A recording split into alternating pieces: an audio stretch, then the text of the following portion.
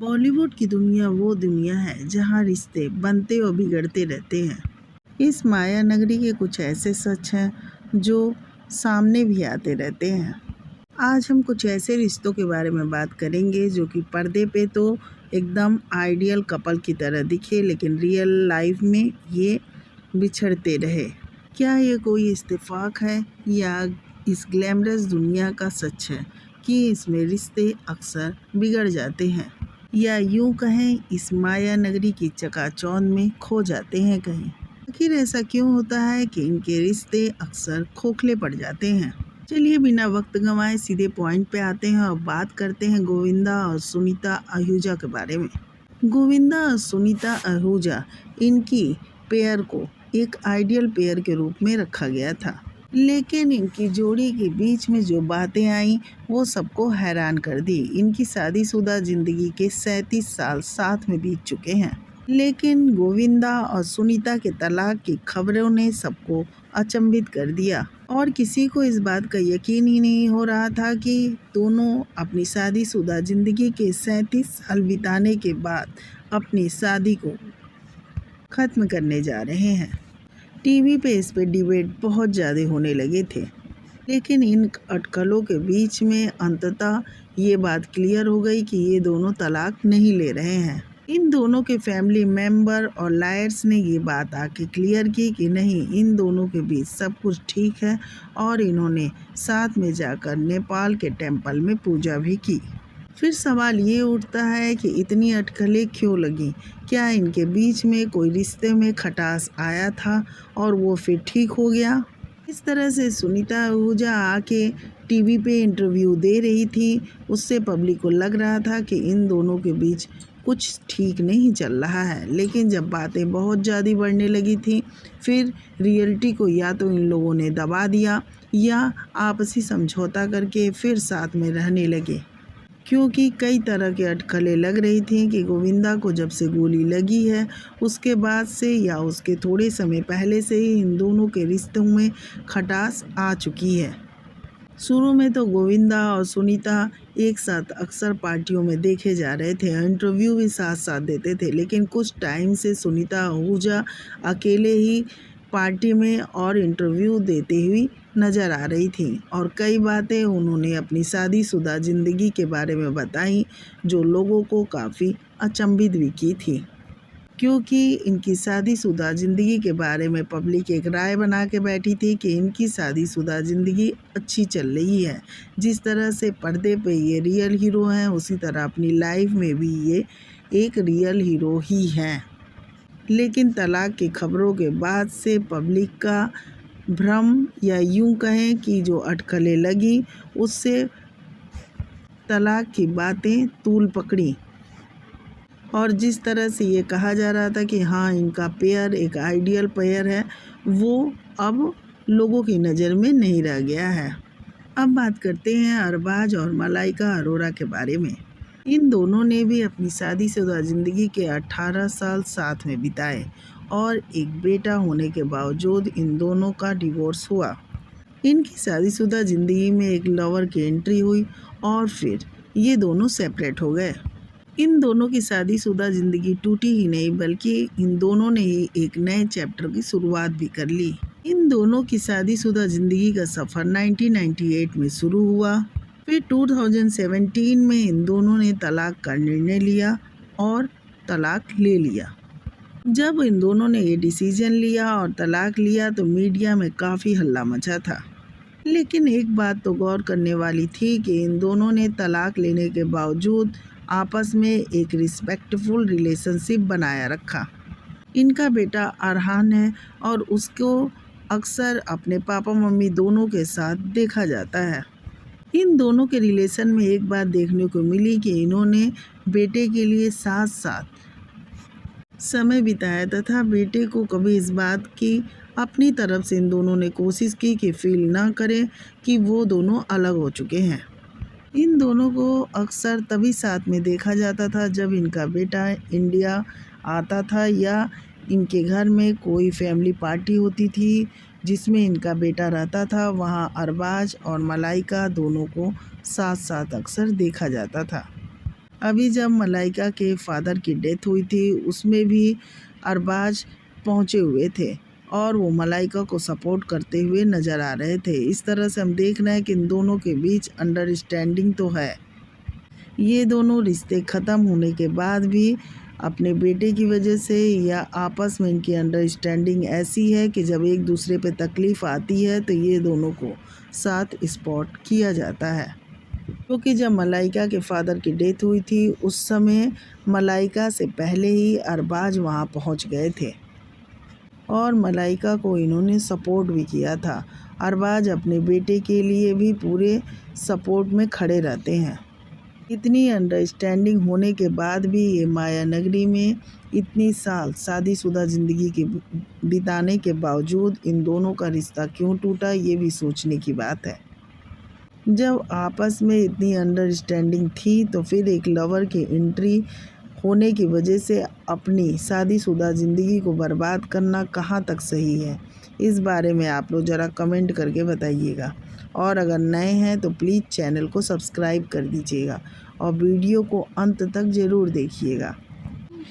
अब हम बात कर लेते हैं आगे ऋतिक और सुजैन के बारे में कि किस तरह से ऋतिक और सुजैन की भी शादीशुदा ज़िंदगी तलाक के मोड़ पे जाके ख़त्म हो गई।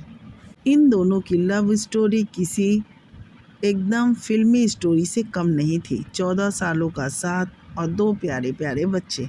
इस कपल को आइडियल कपल की तरह ही देखा जा रहा था और जब ये न्यूज़ आई 14 साल बाद 2014 को कि सुजैन और ऋतिक तलाक ले रहे हैं तो लाखों दिलों में ये हलचल ज़रूर पैदा हो गई थी कि इतनी ज़्यादा प्यार करने के बाद और लव मैरिज करने के बाद आखिर तलाक लेके अलग होना कहाँ तक सही है।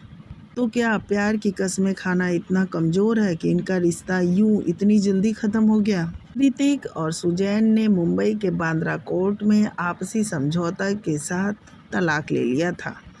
इन दोनों ने भी यही दिखाया कि किस तरह रिलेशनशिप चेंज हो सकती है, लेकिन आपस में रिस्पेक्ट और प्यार ख़त्म नहीं हो सकता है। इन दोनों ने भी अपने बच्चे रिहान और रिधान के लिए एक एग्जाम्पल सेट किया। इन दोनों को भी अक्सर अपने बच्चों के साथ वेकेशन पे देखा जाता है और चाहे बर्थडे पार्टी हो या फैमिली पार्टी हो, वहाँ सुजैन को साथ में देखा अक्सर जाता है। इन दोनों की शादी टूटने के बावजूद इन दोनों के बीच भी रिलेशन चल रहा है और वो रिलेशन इन लोगों की दोस्ती का है। इनके बीच आपसी बॉन्ड मजबूत है। ये अक्सर साथ में स्पॉट किए जाते हैं। बच्चों के बर्थडे रहे, पार्टी रहे, सब में ये साथ साथ पार्टिसिपेट करते हैं।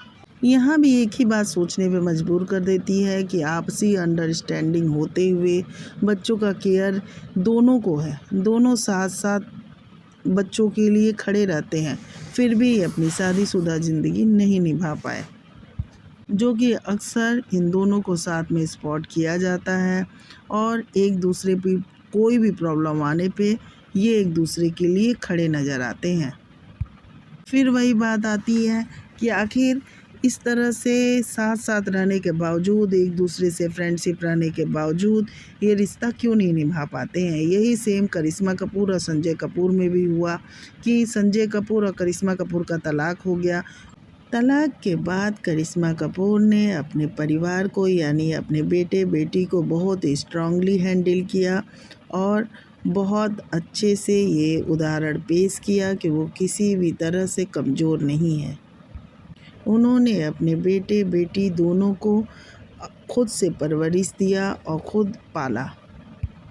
हाँ, ये ज़रूर है इनके बच्चे भी अपने पापा से मिलने अक्सर जाते रहते हैं और जो इनके पापा के घर यानी संजय कपूर के घर पार्टी वगैरह होता है उसमें भी इन्हें साथ में स्पॉट किया जाता है। 2012 में ईशा ने भरत के साथ शादी की थी। ईशा देओल और भरत अख्तानी इन दोनों का परिवार साथ में अक्सर देखा जाता था, लेकिन 2024 को यानी 2024 को इन दोनों ने तलाक ले लिया। दोनों ने पब्लिकली अनाउंसमेंट किया कि ये दोनों तलाक ले रहे हैं। साथ ही साथ इन दोनों ने ये अपील भी की कि उनके बच्चे इनके रिश्तों को समझें और एक रिस्पेक्ट दें। इसी तरह से आमिर खान और किरण राव ने 15 साल का साथ निभाने के बाद एक साथ ये अनाउंसमेंट किया कि अब हम दोनों पति पत्नी नहीं रहेंगे, हाँ फ्रेंड जरूर रहेंगे। ये दोनों भी सेपरेट हो हुए और उसके बाद अपने बेटे आज़ाद के लिए एक साथ नज़र आते रहते हैं। साथ ही इन दोनों ने ये भी कहा कि इनकी फ्रेंडशिप कभी ख़त्म नहीं होगी, लेकिन हाँ रिश्ते जो रिलेशन है ये नहीं रहेंगे अब से।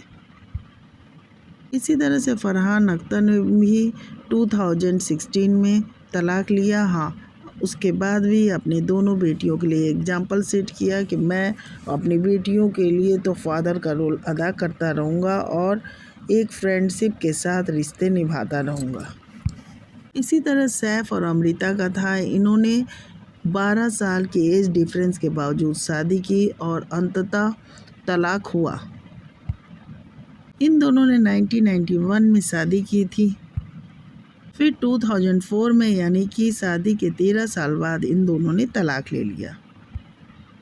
बाद में सैफ ने करीना से शादी कर ली, लेकिन अमृता सिंह अपने बच्चों की केयर करती रही।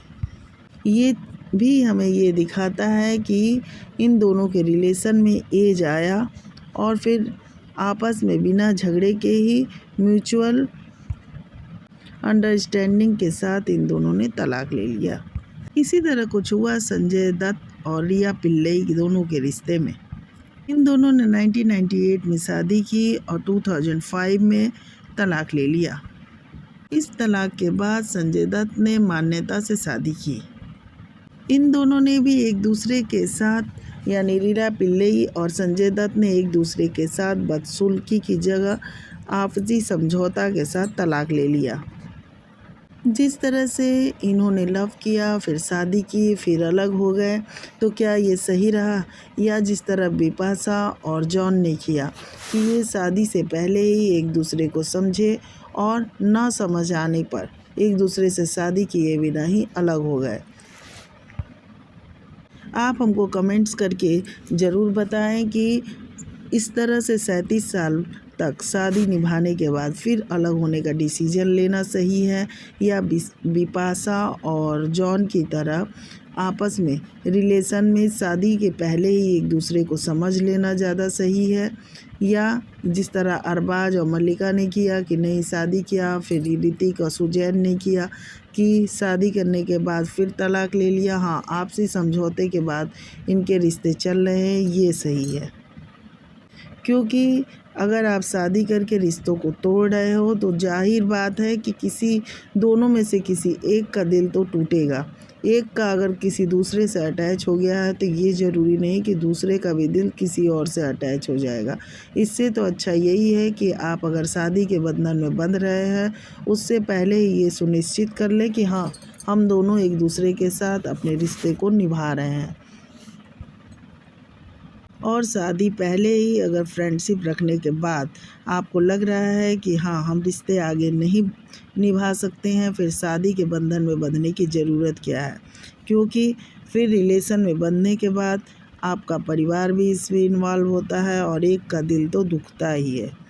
आपको वीडियो कैसी लगी प्लीज़ मेरे चैनल को सब्सक्राइब कर दें और लाइक और कमेंट्स करें।